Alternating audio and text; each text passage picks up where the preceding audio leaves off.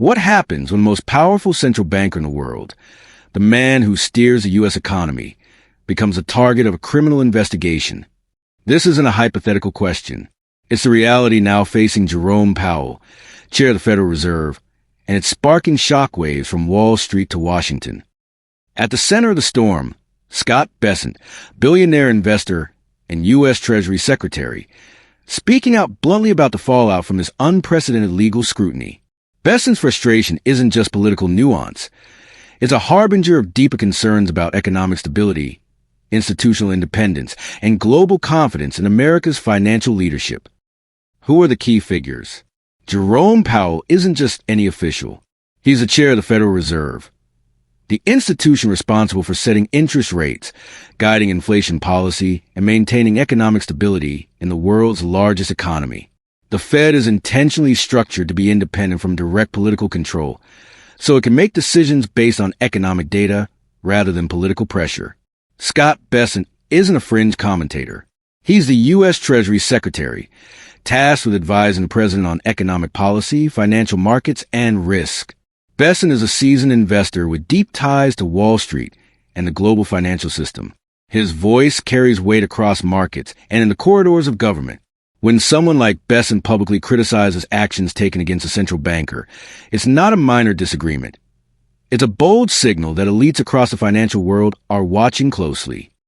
What is the criminal investigation about? In early January 2026, the U.S. Department of Justice, led by prosecutors in the District of Columbia, issued grand jury subpoenas to the Federal Reserve regarding Powell's congressional testimony last summer about renovations to the Fed's $2.5 billion headquarters. Federal prosecutors have signaled they may pursue criminal charges related to whether Powell misled lawmakers about those costs.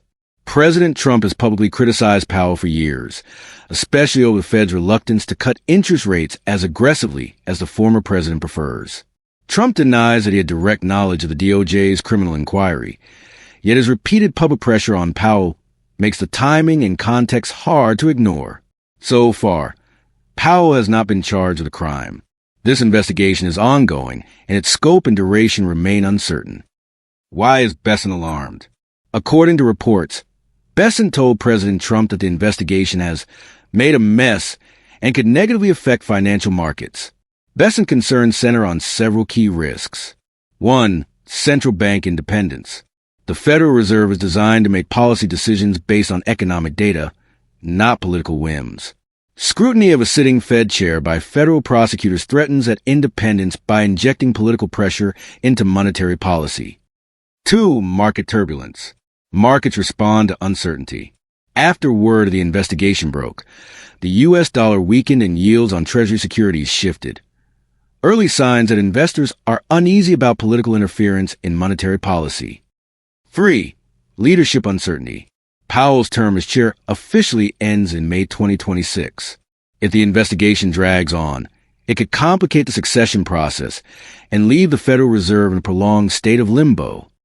For someone like Bessent, who closely monitors market confidence and stability, these aren't theoretical risks.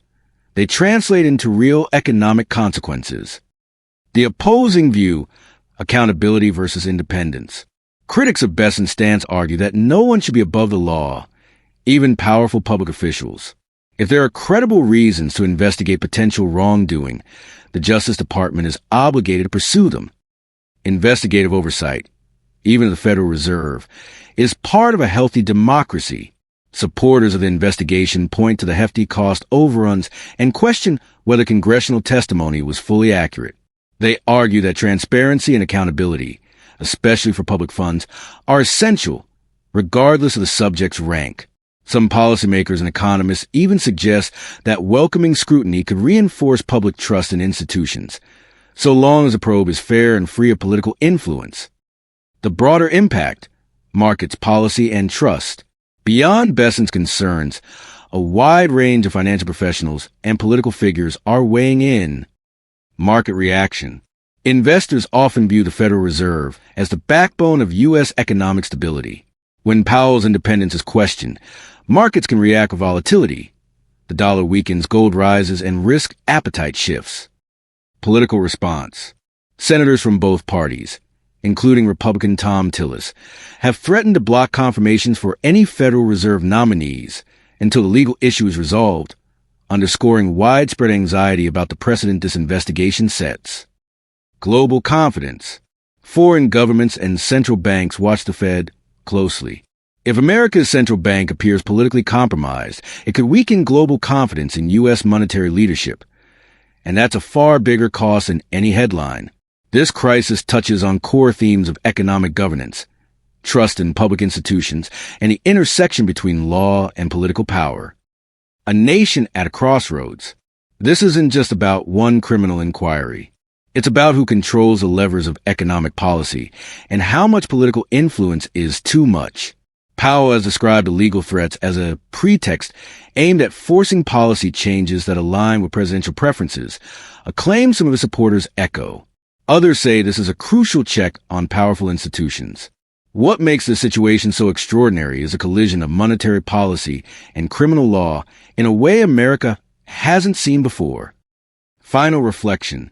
If the Federal Reserve, the guardian of America's economic stability, can be pulled into criminal investigations at the whim of political disputes, what does that mean for the future of inflation controls, interest rates, global investor confidence, the very idea of institutional independence? This debate is far from over, and its outcome could reshape how power, accountability, and trust coexist in one of the world's most influential economies.